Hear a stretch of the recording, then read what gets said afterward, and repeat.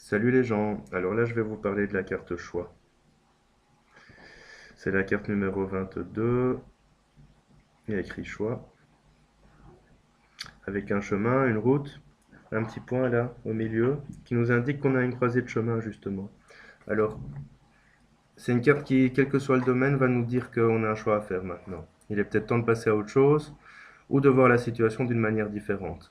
C'est une carte qui va nous dire que, quel que soit le domaine de nouveau, là on va être confronté à des décisions qui, en fonction des cartes aux alentours, seront négatives ou positives, même si l'issue est toujours positive, mais qui vaut aussi faire appel à son intuition, et, et cette intuition nous aidera à prendre la bonne décision, à faire le bon choix. Alors c'est vraiment la carte qui va nous dire, maintenant tu t'arrêtes, tu regardes un petit peu derrière, tu regardes ce qui s'est passé, tu regardes à l'intérieur de toi, demande-toi si tu es épanoui, si tu es heureux, et quelle serait pour toi la meilleure issue, la meilleure solution pour que tu puisses être heureux, épanoui, et ne plus vivre toutes les situations que tu as vécues. Ça, c'est la carte choix. Alors, elle porte le numéro 22, qui est un chiffre assez symbolique parce que, au-delà de la symbolique de la carte, le chiffre 22, c'est ce qu'on appelle un maître nombre. Le maître nombre, c'est un nombre qui a sa signification propre, qu'on ne réduit pas à un chiffre simple. Et ce maître nombre 22, c'est le maître nombre des médiums. Ça veut dire que, en numérologie, la personne qui porte un 22 euh, est une personne qui a des talents de médium, de spiritualiste, qui a des intuitions très développées.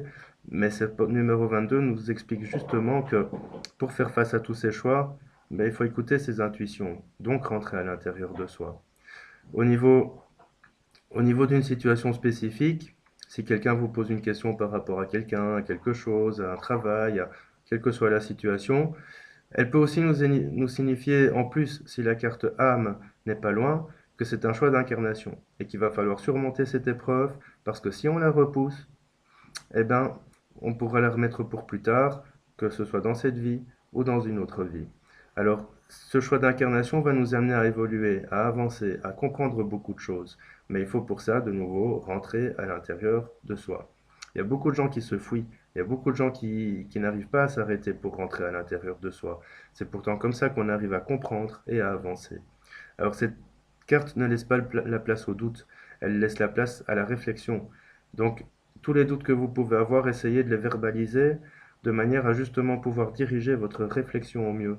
Cette carte ne laisse pas la place au hasard, elle laisse la place à l'exactitude. L'exactitude de vos choix, l'exactitude de ce que vous voulez dans votre vie, et c'est vraiment ça qui va vous amener à avancer et à évoluer.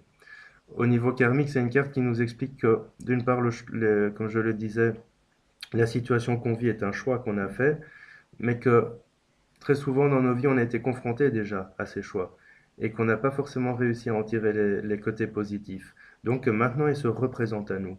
Alors, ces choix, maintenant, il va falloir les assumer, arrêter de se fuir, se poser un petit peu et se dire que maintenant, si on a vraiment envie d'avancer, de sortir de toutes ces situations délicates, ben, il serait peut-être temps qu'on prenne les bonnes décisions, qu'on arrête de se fuir, qu'on arrête de reporter, de se trouver des excuses et qu'on se dise maintenant j'ai envie d'avancer, je ne suis pas bien avec cette personne, je ne suis pas bien dans mon travail, je n'ai pas envie de rester comme ça toute ma vie, il est temps que je change. Voilà ce que nous indique cette carte 22, le choix.